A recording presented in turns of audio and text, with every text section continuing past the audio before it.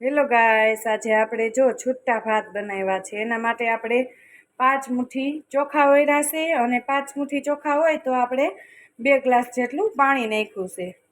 અને પછી આપણે ઢાંકણ ઢાંકા વગર તેલ અને મીઠું નાખી અને ગાજર અને થોડાક અમથા વટાણા પડ્યા હતા તો વટાણા નાખી અને આપણે ઉકળવા દીધા છે। જો સરસ મજાના છૂટા ભાત તૈયાર થઈ ગયા છે આપણા।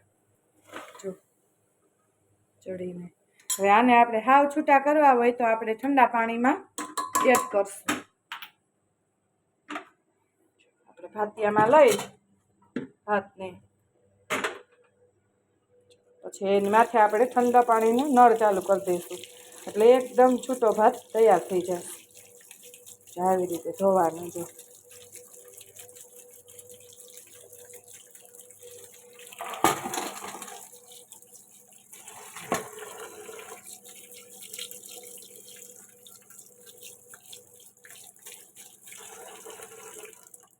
આવી રીતે ધોઈ લેશું તો આપણો દાણે દાણો છૂટો થઈ જશે। જો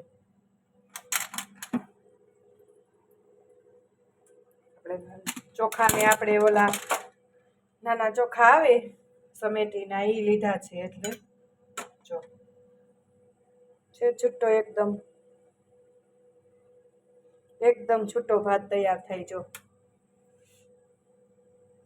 હવે આની અંદર આપણે કોથમરી નાખી અને દાળ ભાત હારે સર્વ કરશું।